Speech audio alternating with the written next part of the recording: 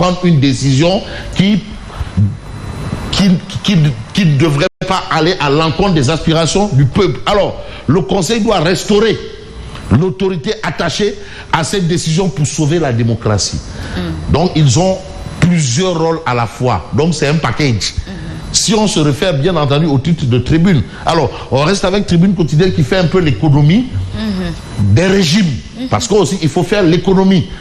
La situation 64 ans après les indépendances. Et Tribune considère qu'on a eu 64 ans de promesses non tenues. Compte tenu de la situation, certains ont même dit que non, en l'an 2000, Dakar sera comme Paris. Bon, on a peut-être cru, on a vu, on n'a peut-être pas vu. D'autres sont venus, on dit que non, on va créer des machines pour faire du mafé. Jusque là, on a fait... Attention.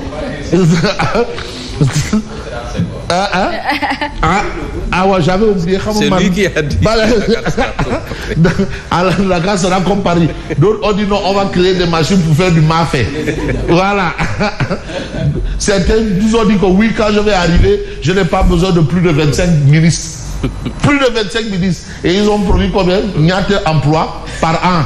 5 000 ou 50 000 ou 500 000. Bon, en tout cas, en politique, les promesses n'engagent que ceux qui y croient. Bon, voilà. Les régimes passent, la souffrance des populations perdue. Vraiment. Ça, c'est le point que évoque Tribune. Malheureusement, ces régimes-là n'ont même pas arrangé les choses.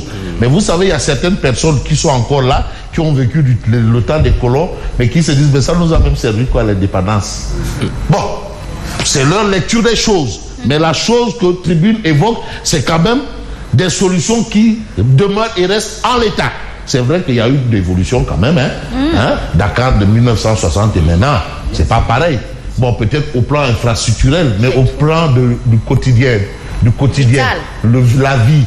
Autosuffisance en riz, autosuffisance en manioc, autosuffisance en tout, en carottes, en batengse. On attend toujours. Alors, l'économie n'a pas réussi à Senghor, qui a promis tant de bien-être aux populations. Maître Wade a produit des milliardaires qui ne peuvent pas justifier l'origine licite de leur richesse. Macky Sall, champion du recyclage de retraités du PS et du PDS. Ça, c'est un peu ce qu'évoque Tribune.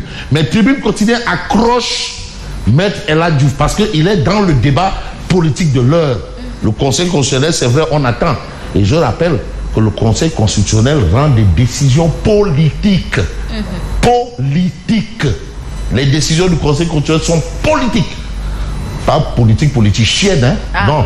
Parce qu'il faut faire le distinguo entre la politique politicienne, là où on promet des machines de mafia et autres, là, et la politique digne de ce nom, qui est une activité noble.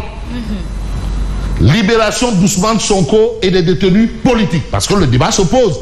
Il faut pacifier l'espace. On parle de pacification. Tu sais, le débat est tellement beau, les mots sortent comme ça, pacifier. Après, quand on va pacifier, on va dire non, il faut détendre l'atmosphère. Desserrer les états. Non, il faut donc, décrisper. Non, vous savez, non, le français est tellement magnifique. Ne pas comprendre cette langue vraiment, pour moi, c'est quand même ne rien comprendre au problème algérien. Alors, vous avez libération d'Ousmane Sonko et des détenus politiques. Maître El Hadji Diouf dit non à l'amnistie.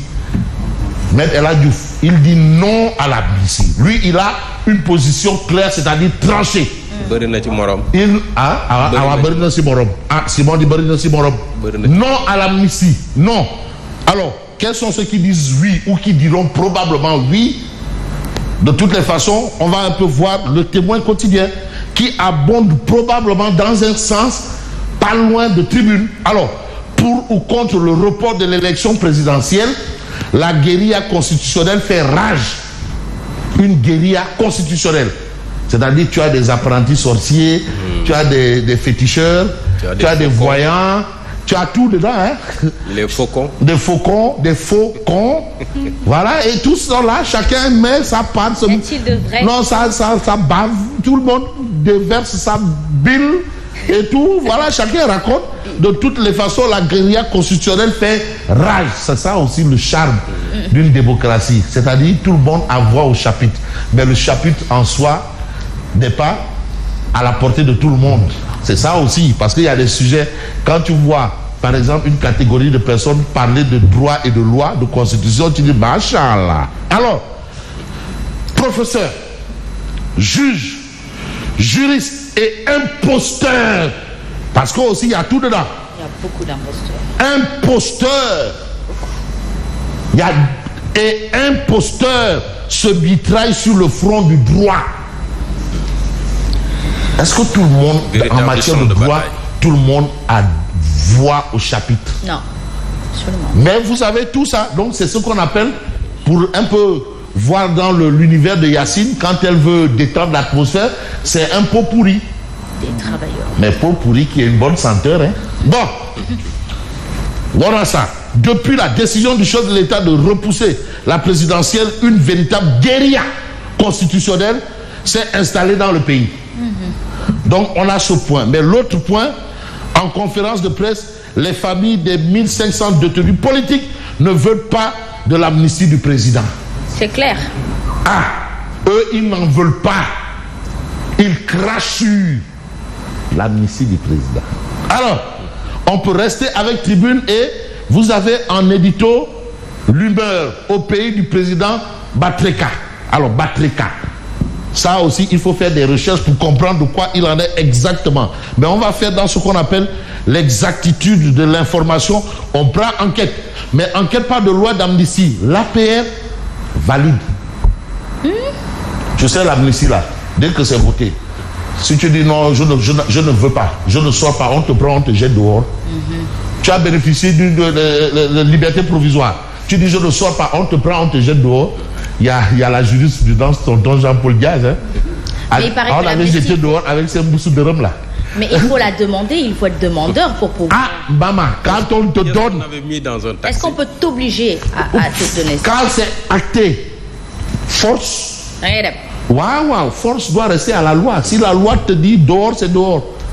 Si le juge te dit sortez d'ici, tu restes là-bas. Reste là-bas. Si le commissaire de police te dit sortez, tu dis je ne sors pas. Bon, l'APR valide. Ça, c'est clair. Alors, le secrétaire exécutif national de l'APR s'est réuni jusque tard dans la nuit d'hier. Ça s'est passé hier. Il a validé la solution d'une loi d'amnistie pour sortir de la crise. Le PM Amadouba a été confirmé comme candidat de Benno Bokk Yakaar, donc Baïlen Amadou. Il a été confirmé par le secrétariat exécutif national comme candidat de Benno Bokk Yakaar. Après la passation de service. Voilà la situation que nous avons aujourd'hui. Et là-bas, il a un gars de Boubès, Seydou Gueye. Après la passation. Qui est qui ne regarde que là où Macky regarde. Un exécutant. Voilà. Le PM Amadouba a été confirmé comme candidat de Benno Bokk Yakaar. Le président évoque la réaction de la communauté internationale. Parce que c'est important. La position, tu sais, souvent les hommes politiques, là, quand ça les arrange, ils font fi de la communauté internationale. La communauté internationale nous regarde. Et la responsabilité de tout le monde là, tout le monde est responsable de ce qui doit se passer par rapport à l'image de ce beau pays, de Cheikh Ahmadou Bamba, de Alhaji Malik, de tous ces gens-là, ces grands hommes qui ont quand même marqué les premières pierres de la réussite. Voilà. Alors, vous avez ce fait. Mais vous avez des faits aussi qui expliquent un peu, qui nous plongent un peu dans l'ambiance, justement, justement, Wolf Quotidien. Enterrement de la commission d'enquête parlementaire, comment l'exécutif se joue de la justice. Donc cet acte-là, attention, il y a quelque chose. Ah, l'enterrement de la commission d'enquête parlementaire, là, ce n'est pas gratos. Là, c'est la justice qui a freiné la justice. Ah, comment l'exécutif se joue de la justice? L'exécutif, ministre de la justice, membre du gouvernement, se joue de la justice. En tout cas, Macky déchire son projet. Levé de bouclier contre l'amnistie. Macky déchire son projet. Le président recule face à l'opposition de son propre camp. D'un côté, vous avez des gens qui vous disent que ça a été validé. De l'autre côté, on vous dit que ça n'a pas été validé. Mais qu'est-ce qui est valide, qu'est-ce qui est invalide? De toutes les façons, vous avez un point important, l'exclusif.